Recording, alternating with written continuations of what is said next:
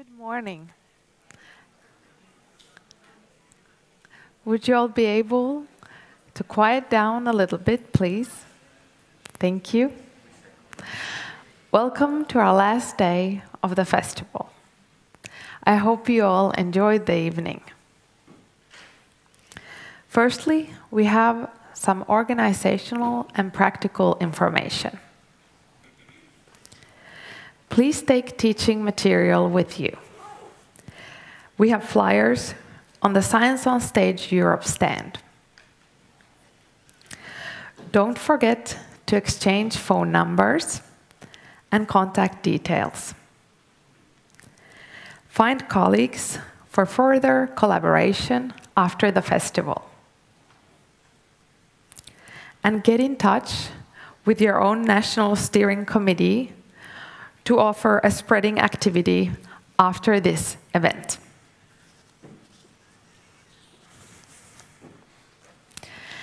And now to today's topic. Three-dimensional X-ray vision, how tomography uses math to reveal the invisible. It will be presented by mathematician Samuli Siltanen. Samuli, please come up on stage.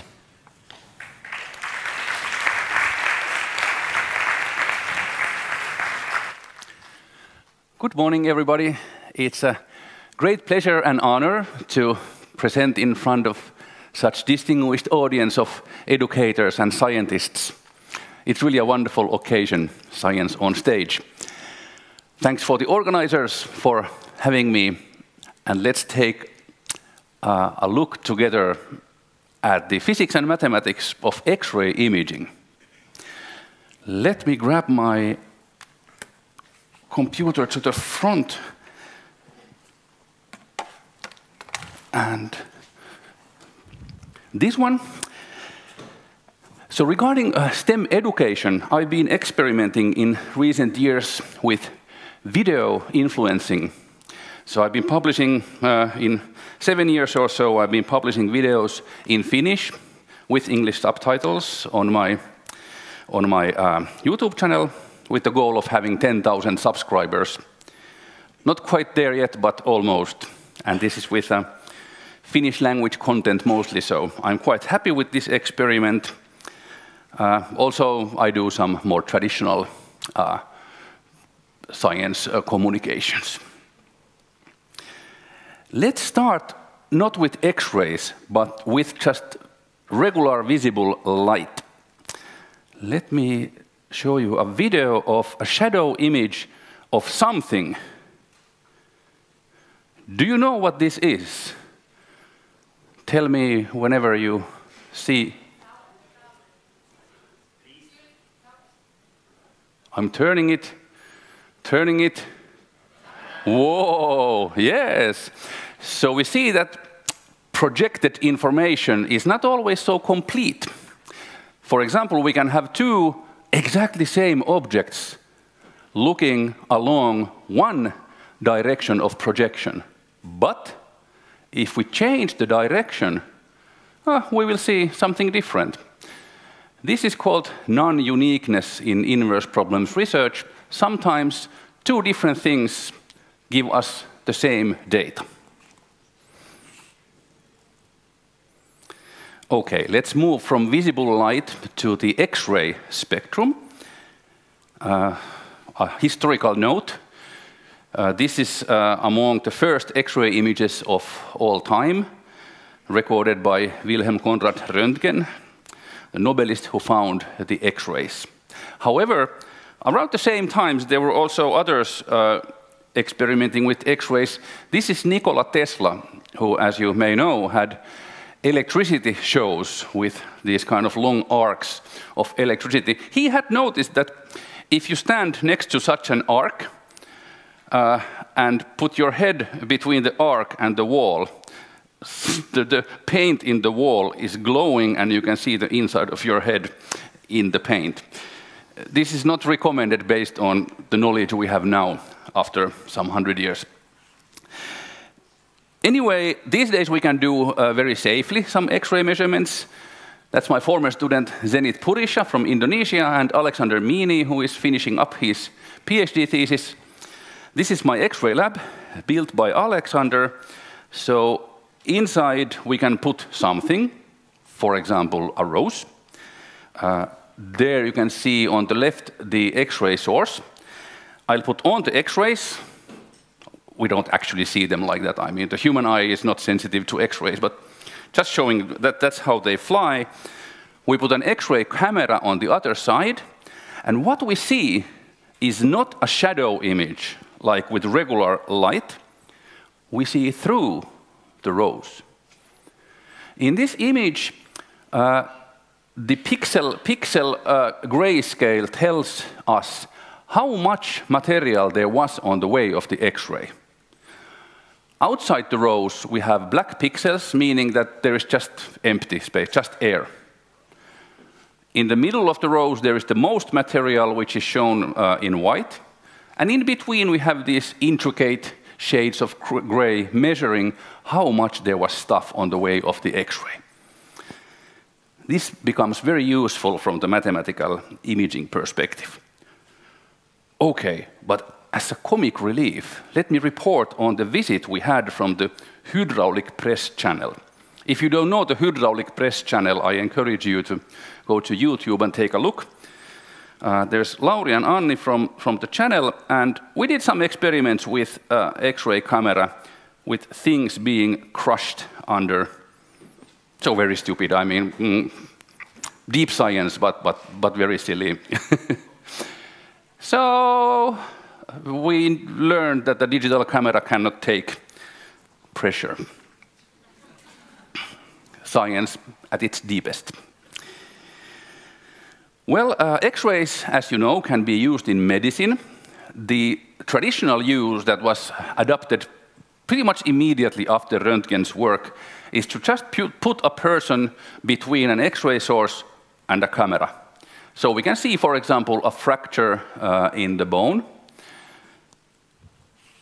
And at this point, I would like to make the connection between this X-ray imaging and mathematics. Why is there mathematics? It's because if we zoom in to the image, we see the fracture as dark color. Some more. And now we see that in a computer, in the digital era, we have numbers representing the different grayscales.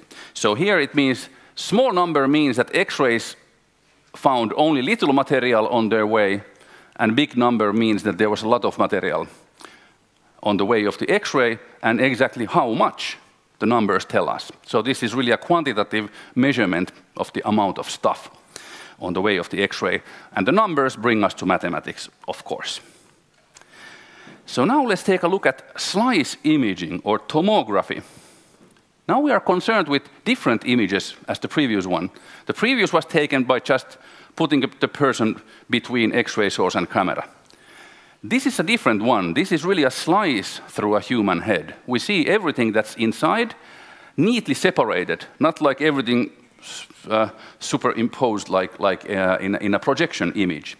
This kind of image we cannot just snap. We need to collect X-ray data from many directions and use mathematics to calculate this one. And just as a note, for the longest time I was showing this picture, and then one school kid asked me, why does this person have a bone inside the brain? Or I don't know, but I looked into it a bit. So it's human anatomy and how the slice is oriented inside the head. So there's some bone there showing up. So mystery solved. I was a bit worried for a while. What kind of patient do we have? But anyway, so how to take these kind of images? In hospitals, we have machines like that. Oh, my microphone is dropping. Okay. Tomography devices, CT scanners like that.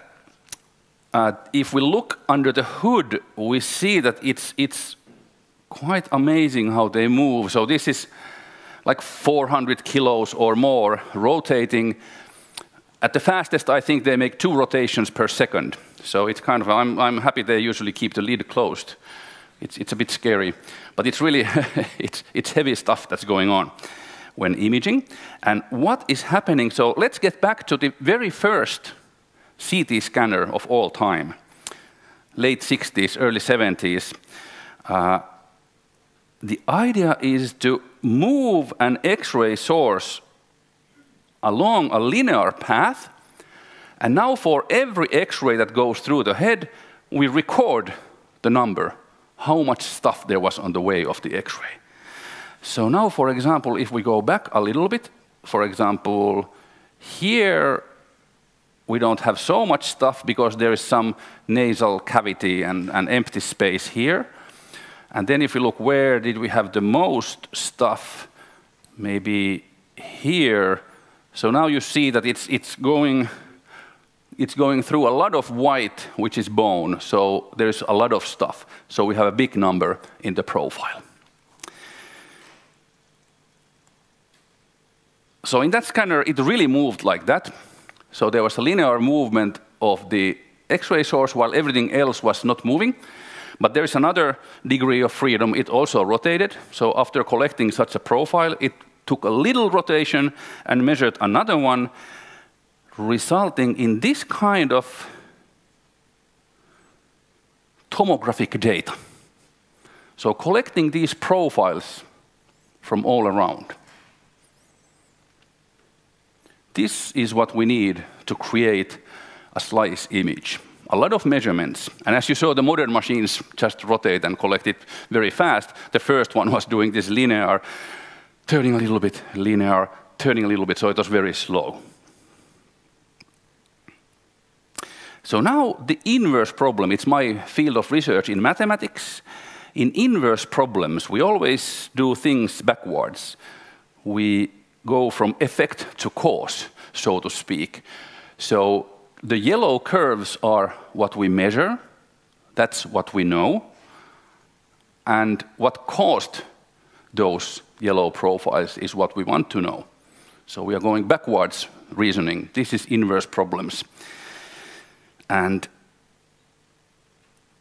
one of my goals in this talk is to explain to you how does the most usual method of solving the inverse problem, how does it work? It looks like this. It's called filtered back projection. This is what the hospital machines use, and this is one of the take-home messages. How does this work? What's the mathematics in this process?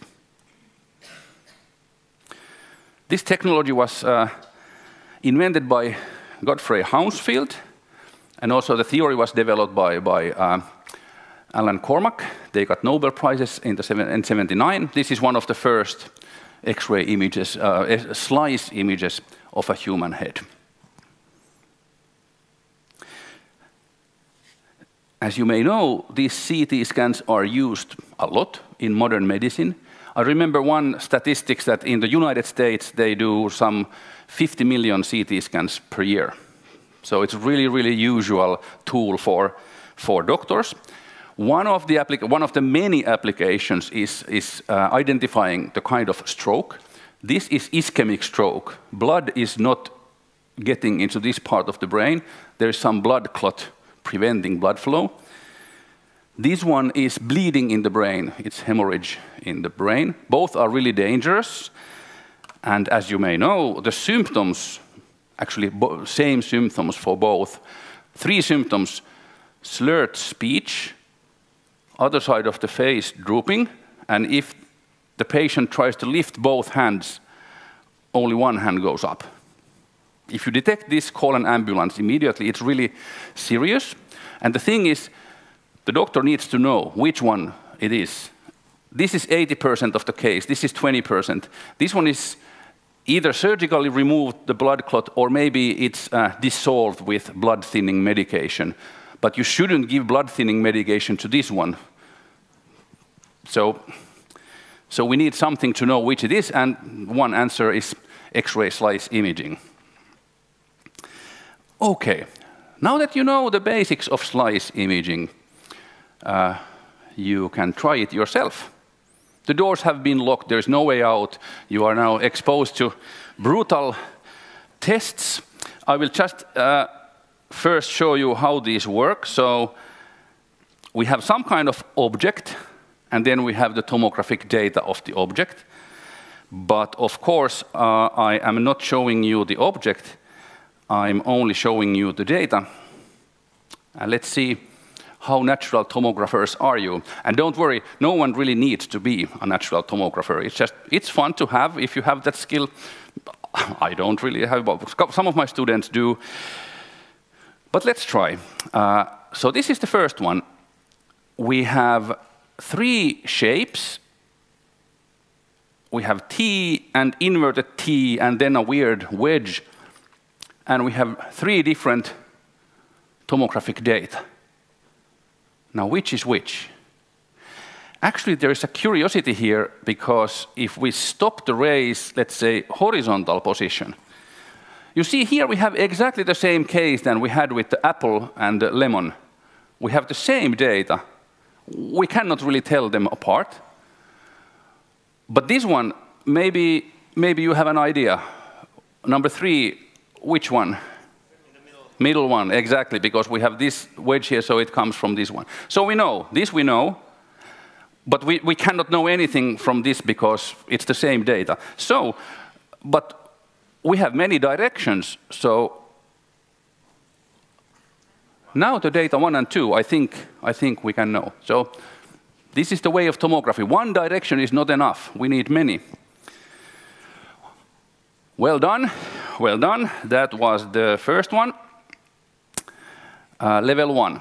Now we go to level 2. This is the Asian version of the same thing. So we have here 3 Chinese characters. We have river, we have number 3, and we have a rice field.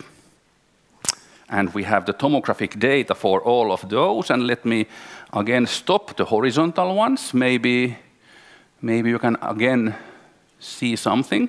Number 2, data number 2. The first one, yeah, the river. 2 is the river. And actually, some people I've noticed can already tell all of them from here. But all right, excellent. And for the rest of us, let me put it vertical. So now I think 1 and 3 can be also seen. Or which one's over there? I'm already confused myself, but hopefully this made sense to you. We can take a look at the solutions as well. Here are the solutions. Oh, sorry. So that's how it goes. So level 2 passed, but we have more levels.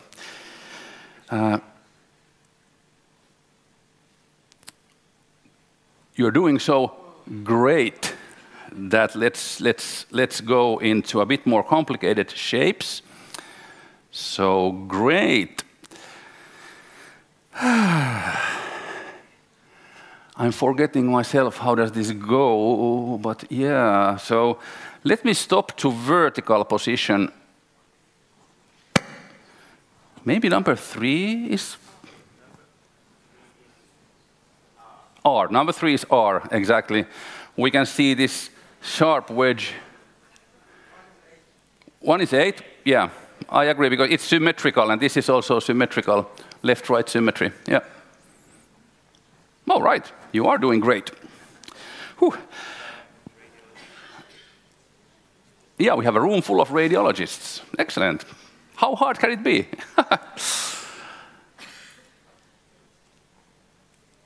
Okay, so now we go from purely black and white things. You're doing so well, you know. I mean, I have to ramp up the pressure. So now it's a bit different, because the stuff on the way of the X-ray is not only the path length inside the white material. That's what it is when it's a homogeneous, same material all over. Now we have grayscale, so the material adds up gradually. It's a bit more difficult here, but I don't know. Do you see some of them at least? Number 3, yeah, smiley face is number 3, definitely. Which number is the shit thing? 2 is poop emoji. Okay, let's check. I really don't remember how this goes, so let's just reveal the answer. Yeah, so actually, I think one difficulty with this data set is that when the X-rays are aligned along the horn of the unicorn, the horn is gray, it's not white, so we don't really see a very big bump here, although this is quite a big bump. But it's the color. So it gets harder with grayscale. Okay. Hey guys, this was level 4. Are you ready for the final boss, level 5? So this is now a medical case. Medical case. That's what we have. That's what the CT scanner is telling us. And we have 3 choices. So is it ischemic stroke, or is it hemorrhagic stroke, or is it ischemic stroke with extra unicornism? Yeah, not easy. That's it. C, excellent. I mean, you're getting a hold of my sense of humor. Yeah, I mean, of course it's C because that's the funniest, but the point here is maybe that it's really hard to see from the data what's inside, and the doctors are not given 3 choices. It's one of these. I mean, we need some method to make an image, really. So this is what we need. We need something that takes in our data and then produces the image of whatever there is. And next we'll see how this works.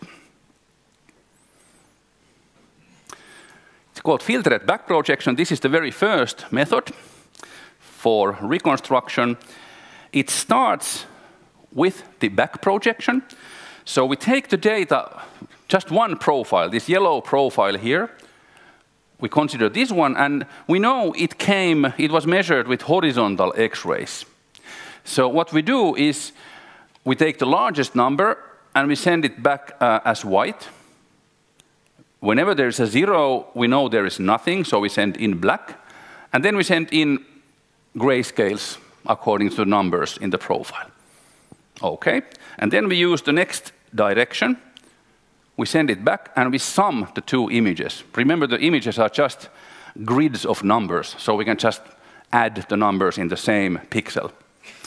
So we can go around, keep sending back the data we have, and we are kind of starting to see something, although it's blurry. And now we didn't use all of the directions, so let me just do a smooth back projection, integrating over the angular variable. So STEMmy stuff, integrating over an angular variable. We get a picture, but don't you think there's something wrong with this picture? Can you identify something which is not quite right? Background. Outside the patient, there is nothing in reality, but in this picture we have some stuff outside. But that's why the method is called filtered back projection. This is only back projection. We need the filter. This is, I think, by far the most difficult thing in my talk today. It's regarding the so-called Fourier transform. Beautiful mathematics from 19th century France. Joseph Fourier, Napoleon's expert advisor, developed theory of heat propagation and invented Fourier transform. So for images, so this is the so-called fast Fourier transform, one of the most influential algorithms of all time. So we move from the image domain to so-called frequency domain, which I try to explain in a minute. In frequency domain, we do a modifying step, and when we do the inverse transform, we get a perfect image. This is the beauty of math. And I know I've been talking about 3-dimensional math, but in this talk, the 3D comes from doing many slices and stacking them up as a deck of cards, and then it's 3D. So, okay, but what is this frequency domain? Let me chop it in pieces. So if I remove the center part, only the boundary part remains. So these correspond, this is image domain, this is frequency domain, and this is the middle of the frequency domain and the corresponding image content. What is there? It's hard to see. Let me blow it up for you a little bit. It's still very delicate, very small, wavy stuff in this image content. Let's carve out another piece. So what's left here is just an annulus of frequency stuff. The image is here, and the rest is here. Let me again blow up a little bit. So we see that the so-called high-frequency content here in the image looks like very rapid vibrations and oscillations. The intermediate stuff is a little bit bigger waves in the image. And then there is the rest, which I will chop a bit more and a bit more. So we see kind of a coarser and coarser details are located in the center part of the frequency domain. And the very center is just a blurry, low-pass image. And then we have these parts. And now let me point out that, you see, I carved these guys apart, completely disjoint. Whenever there is something in one of the images, like this one, in place of this annulus, there is just zeros in every other picture. So these are completely separated. So if I add those images up, if you look at the top row, I'm just adding the images. They are just add perfectly. Because the transform is linear, also the bottom row is just addition. This is one of the wonders of mathematics. Again, a linear transform. So we have separated the image into weird-looking pieces, but in a completely linear way. The original image comes as summing them up. Cool. Then we do the modification of the frequency content. The idea is that we make these numbers a lot bigger. Also, these numbers a little bit bigger. We don't change the middle one.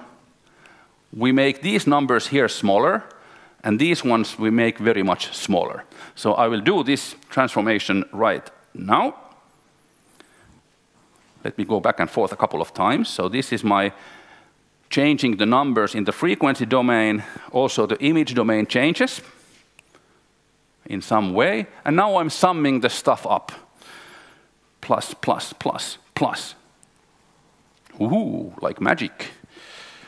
It's just mathematics. If we look at the same operation on a random photo from the internet, we see that it will promote the edges of stuff. So it's also an artistic tool, if you wish. But anyway, so what's happening here is we go to the frequency domain. Actually, what happens here is that for every pixel, we look how far is it from the center. We calculate the distance from the center. And then we multiply the number in a pixel by its distance from the center. So in the very center, we multiply by 0. And in the corner, we multiply by square root 2 times, well, anyway, so bigger number. So that's what happens, and we get there. This whole thing was invented by Johan Radon in 1917, published in a mathematical journal. This is curious to me how mankind knew this stuff already from 1917, but then the imaging came only in the 60s and 70s. And this is where I always say to my fellow mathematicians that let's try to spread the good ideas to also outside the mathematical community to help mankind. I really promote applied mathematics in that way. But yeah, beautiful work by theoretician Johan Radon from Austria. Okay, if you like this stuff, I have a new channel called Professor Sam. I'm building up a course of videos of like 4 to 8 minutes long. Piece by piece, I try to build up this story, what is going on in X-ray tomography. I hope you enjoy the content. Okay, there's a lot of stuff, so comic relief. let's put some big Legos under pressure. Maybe they can withstand it with Danish technology. No. No, nothing can withstand the power of the press, hydraulic press. So yeah, this is how it looked like in reality. And yeah, no chance. There's also remains of a Rubik's Cube there. It was a strange day. Okay, then one could ask, as a mathematician in inverse problems like myself, what are we doing with this tomography thing if it was solved already in the 70s?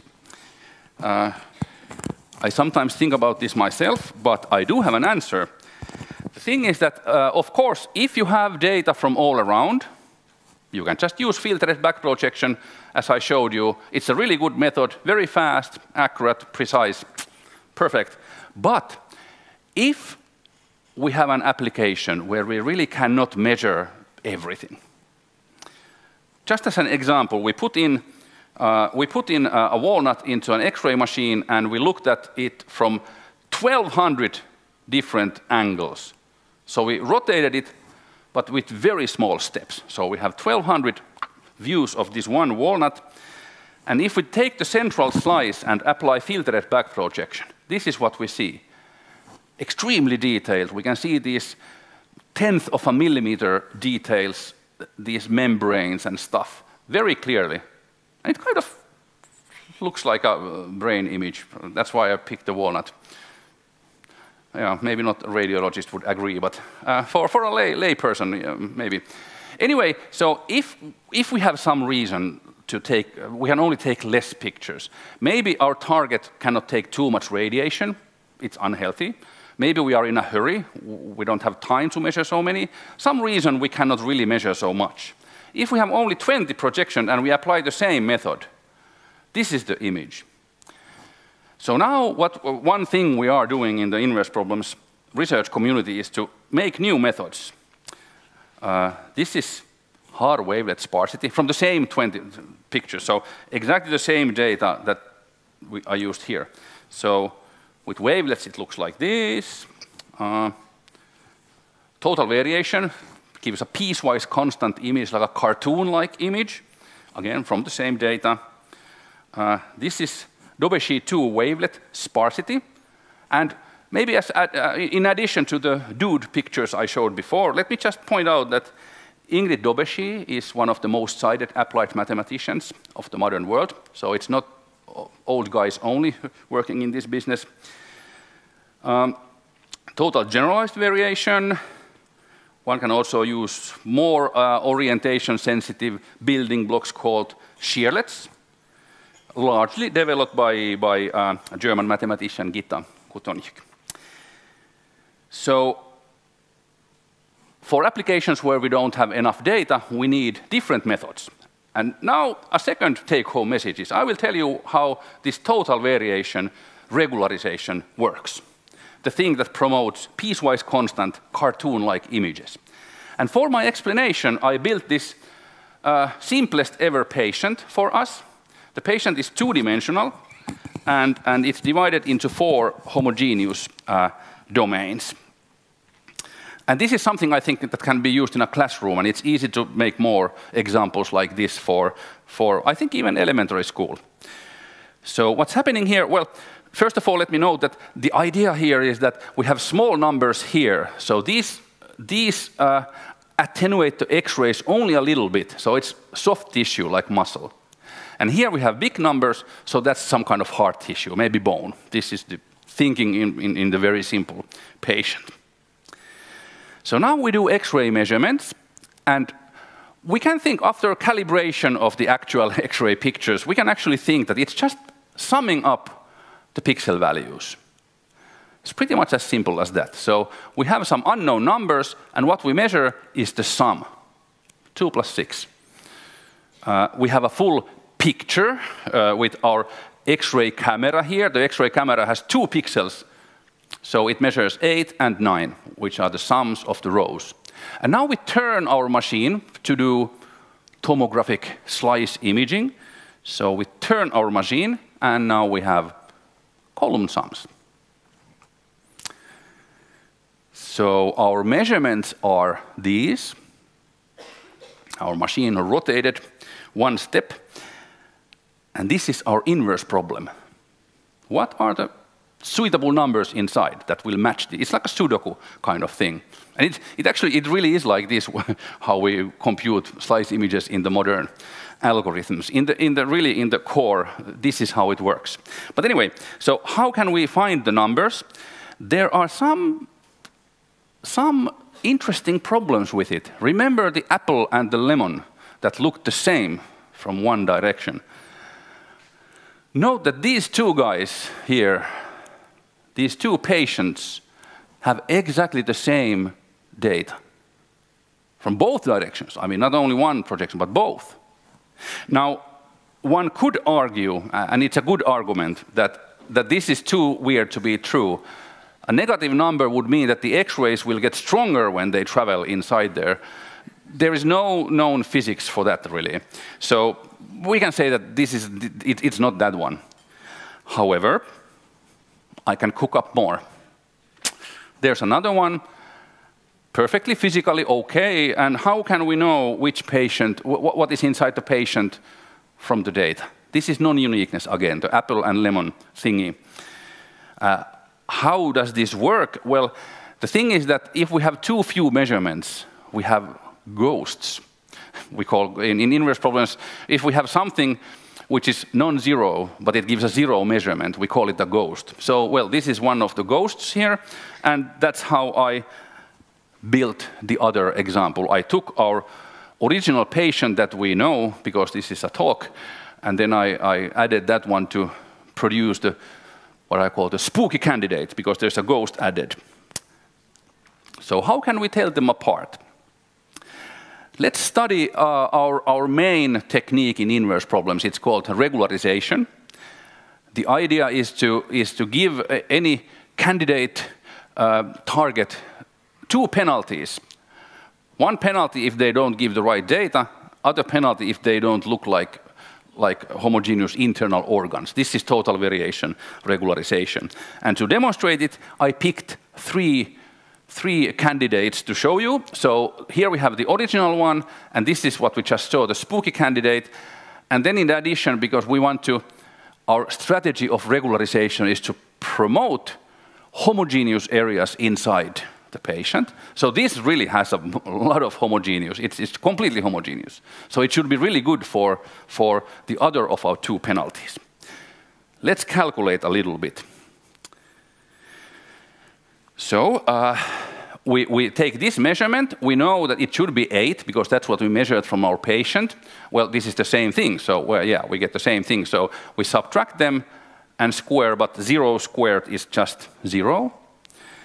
Then we look at the next X-ray. We have 4 X-rays, so we look at them one by one. It's a bit boring with this one, because this is the original guy, so we have exactly the right measurements. So our data penalty is just 0. No penalty. It's perfectly fits the data perfectly.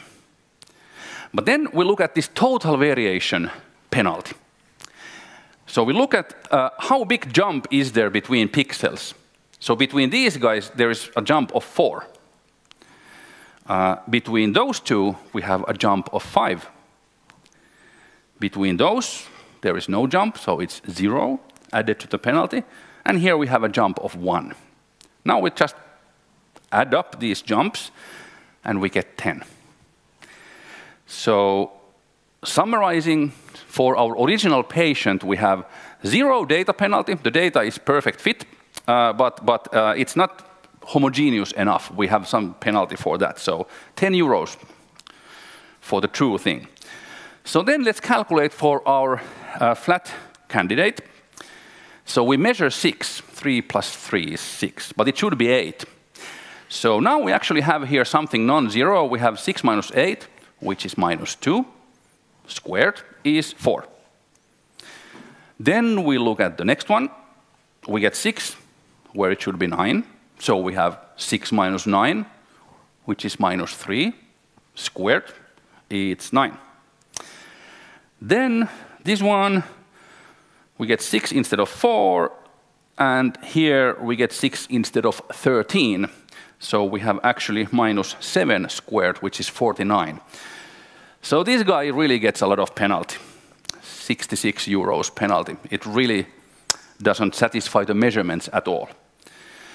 The prior penalty, the total variation penalty, is 0. There is no jumps at all, so it's perfect from this viewpoint. So now summarizing, we have huge data penalty of 66 euros, but no prior penalty at all.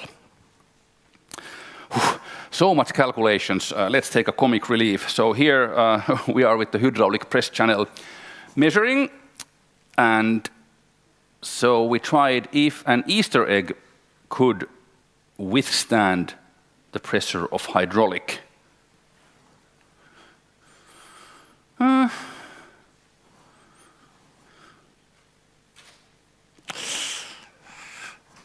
Not really, not really. Okay, we learned some more from that.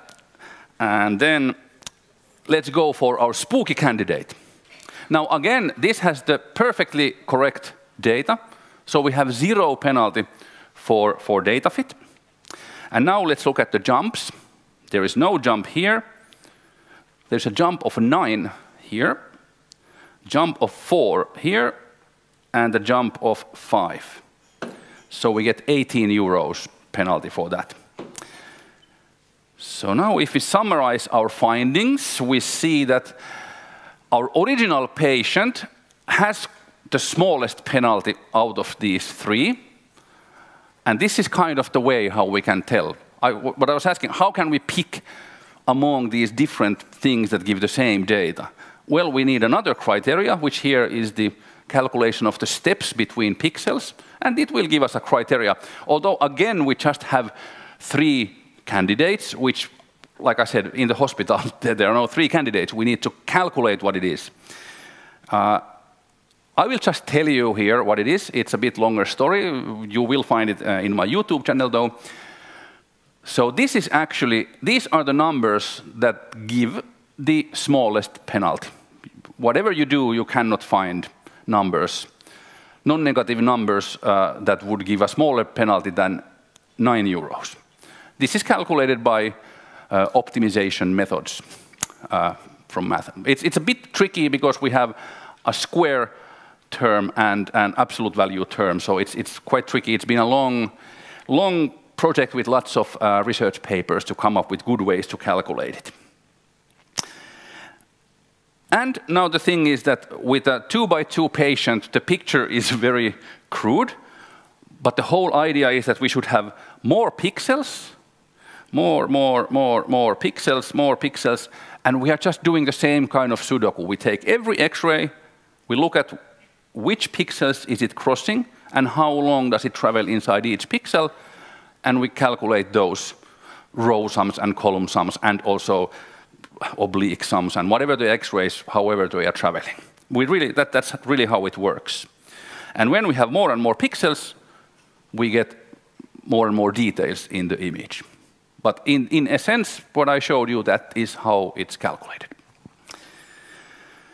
All right, and I'm building the story in this 201, 202, and so on series of educational videos. So there I will publish all the details, how the thing was calculated. Okay. Then, as the last part of my talk, I wanted to emphasize that mathematics is the core of this stuff for me. And I see it so that the same mathematics applies to wildly different physics situations. It's the power of mathematics. It's so general. So it's not necessarily X-rays we look at. For example, we can look at visible light. This is one example. Johanna Tamminen from Finnish Meteorological Institute used to work a lot with this project. And this is how it works. So there was this Envisat. It's no more up there, but for several years, Envisat, kind of a satellite size of a bus,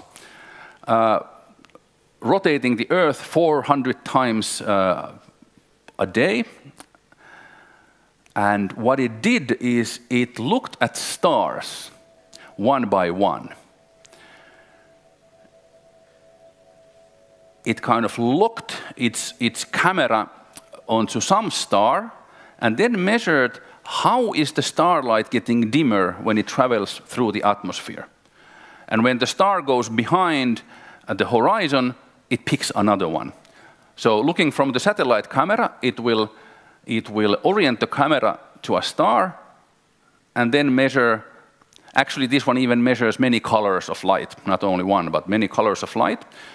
So this way it collects a lot of data points of lines going through the atmosphere. This is called exterior tomography because we don't see it through the Earth, we only see it through the atmosphere.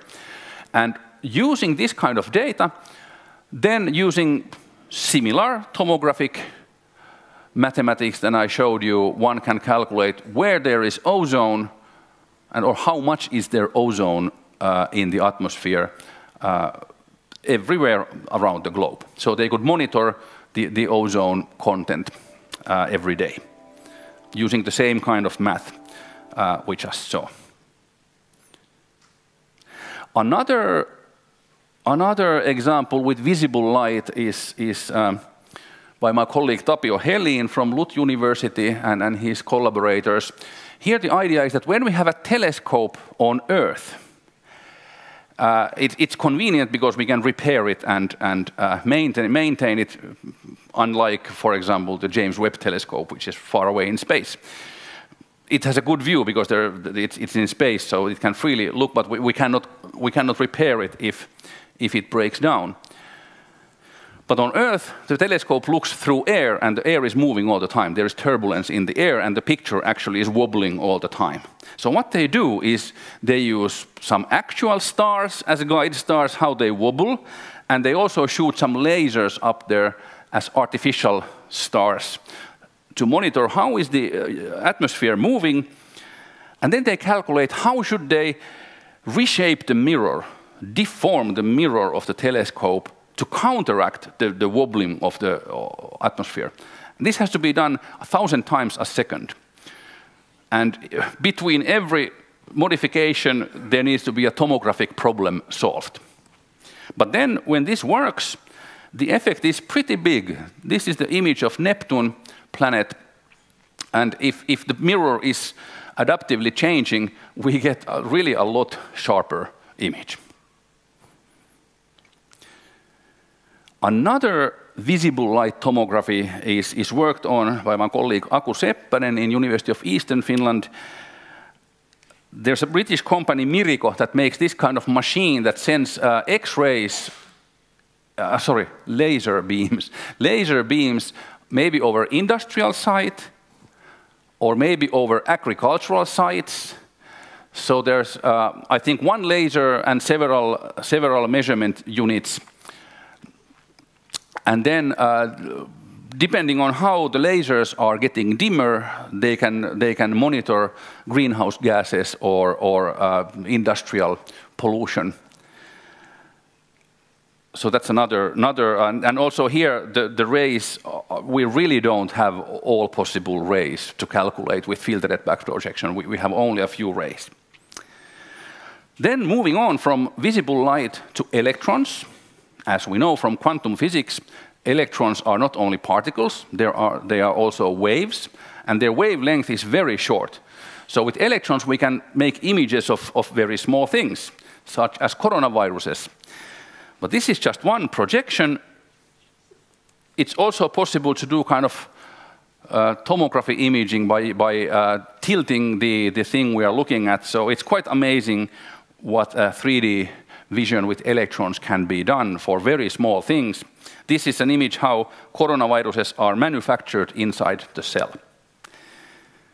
And again, it's based on the same kind of mathematics. The mathematics stays the same, although the application is very, very different. This is another one, the swimming motor of a bacterium.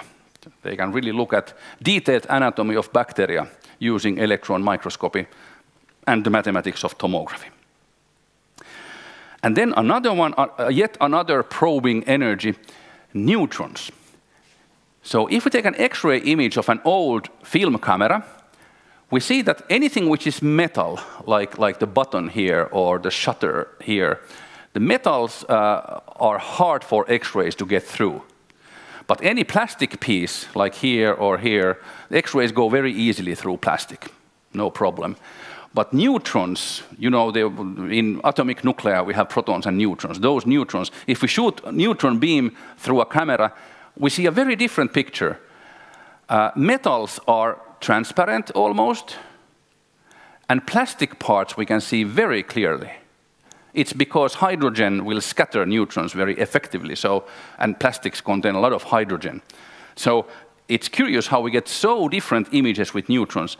Another example of different images is we can take a look how coffee is made in an aluminum pan, mutteripannu as we say in Finnish. Here the aluminum, it's metal, so neutrons fly through it very easily, but water contains hydrogen, as does the plastics here and here. So we can see water very clearly, and the metal is transparent. What a weird world, neutron imaging. Well, this is only like one projection direction, but one can use neutrons also for tomography. For example, examining fossils. Fossils are often buried inside stone. And now if you start to crack open the stone, chances are that you break the fossil. But with neutrons, you can image the stone from different directions and use tomography. This is a fossil cone, but I think this is a nicer one I found. It's a quite recent paper from 22. So this is Confractosuchus sauroctonos, fossil extinct crocodile. So they could analyze the shapes of all the bones of the crocodile, and also the researchers found that it had just eaten something. The red things are actually bones of the last meal of the crocodile. And they could analyze the shape of the meal bones. And then they could make a tomographic image of what must have happened in ancient times. No, it's not really tomography, it's an artist's view. But anyway, this ancient scene was revealed by imaging with neutrons and applying the same mathematics I described for medical X-ray tomography. That's the power of math, or the magic of math, however you want to think about it. So this is what I wanted to tell you about tomography. Thank you for your attention.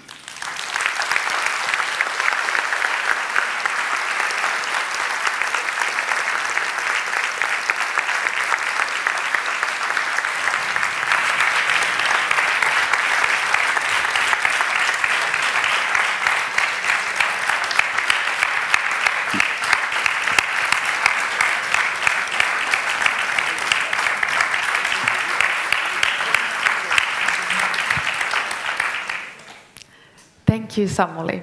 That was great. Thanks. So, before we start the last fair session, we have some general information for you.